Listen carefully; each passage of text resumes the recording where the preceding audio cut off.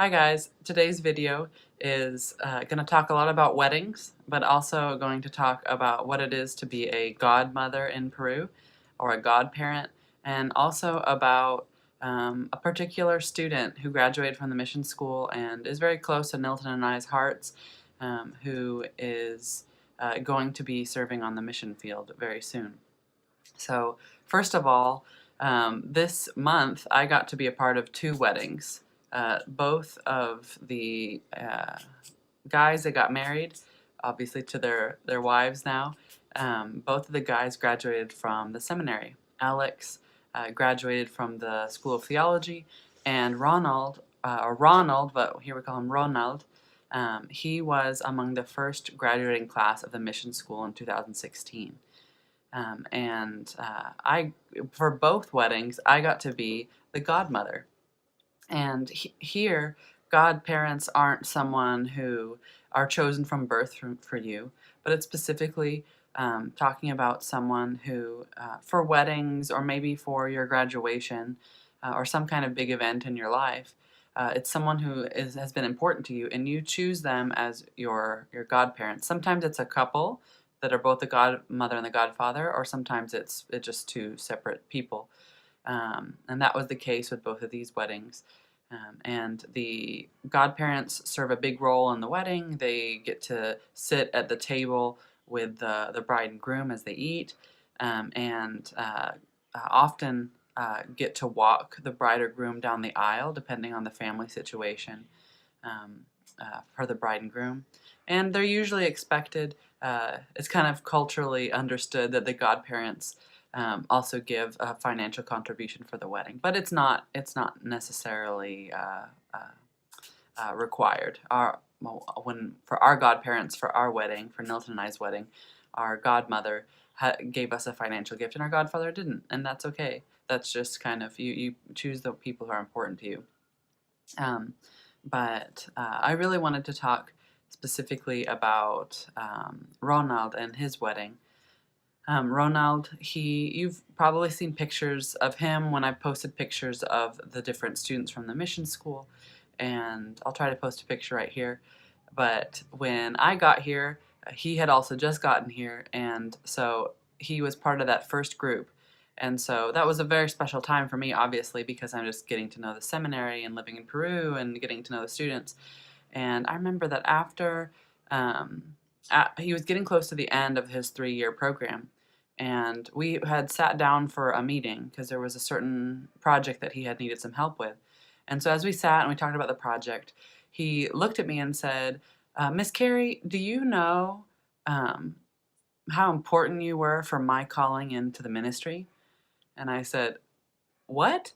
I didn't remember having met him outside of the seminary. And he sat down and he said, yeah, can I tell you the story? And I said, yeah, please tell me the story. And he said that one of summer for us in the States, but winters, it's winter here when it's summer there. One of the Julys when I came down with the Tom Coxwold Ministries mission group, I got to accompany one of the preachers to Ronald's church to give a message on one Sunday morning. And the preacher that morning was Earl Lowen. And some of you know him or knew him, and I got to know Earl on the mission trips here in Peru. And I'm sad to say that it was near the end of his life, but it was so precious to get to meet him.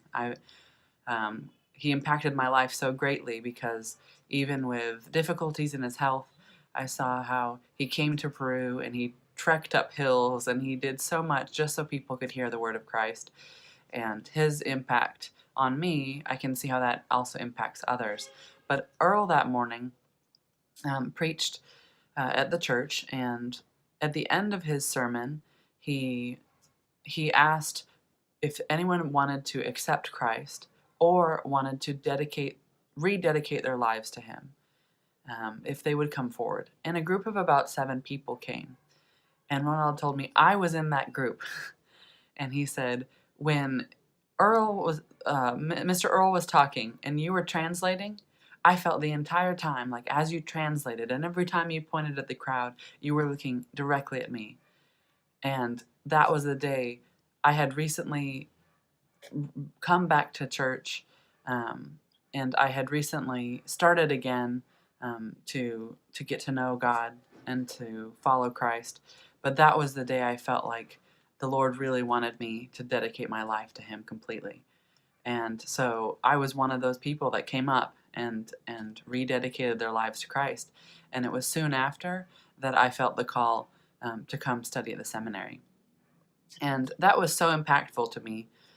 Obviously, it wasn't my words. It was the words that the Lord gave Earl. So it was the Lord speaking through Earl, speaking through me as I translated.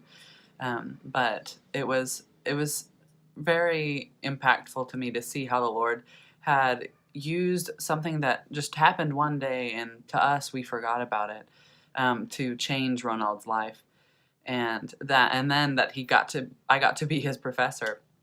And so he graduated with the mission school, and we've gotten to work many times together. Nilton and I have worked with him so many times. He and Nilton graduated together from the mission school, and so I've gotten to see as even with any shyness that he might have, or when maybe there's things that he doesn't know how to do because he didn't have as much education before coming to the seminary as some of the other students did. I've seen how every time that we've gone out to talk about Christ, to preach, to do things in service for others, he has just depended on the Lord, and the Lord has done such great things through him. Even if he feels like his education level is low, I've heard him preach sermons that are more sincere and more impactful than those who have years of preparation. And I know it's because he depends completely on the Lord. And he wants to do what the Lord wants. And so it was just so special. When he asked me to be his godmother, it was so special to me because he had been such a big part of all my time here in Peru. And he is still such a close friend to Nilton and I. And it was kind of funny though, because he's older than me. I'm 31 and he's 35. He and his wife are both 35, and so it's been kind of an interesting experience to get to be a mentor and a spiritual mother in a way to someone who's older than me. But it was just so sweet to be there at the wedding, and Ronald and his now wife, they have accepted the call to go serve as missionaries in Chepén, which is about an hour and a half away.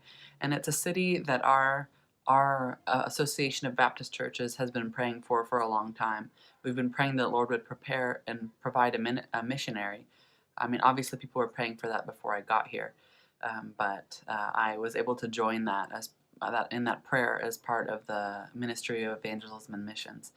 And it's really cool to see how God was preparing things all along, and we were just waiting on him as he prepared them. So I ask that you pray a lot for Ronald and Marcia, his wife, because as soon as they get back from their honeymoon, they'll be heading out to Chepén, and they have a great support team.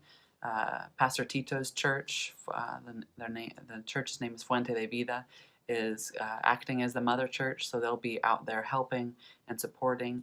And we also have a church from the States who is supporting that work. So pray for them as they start this new life together and start this work in Chepén.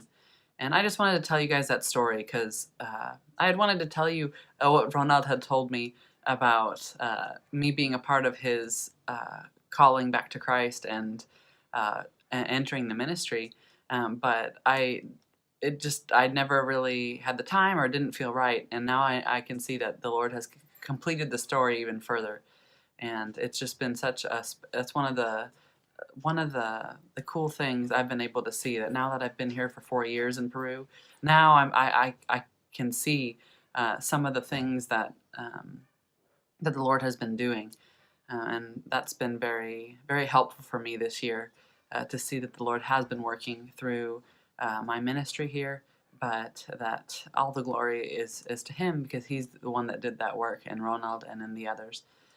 So yeah, that's the story I had for today. I hope you guys have a great day, and thanks for watching, and thanks for your prayers and for all your support.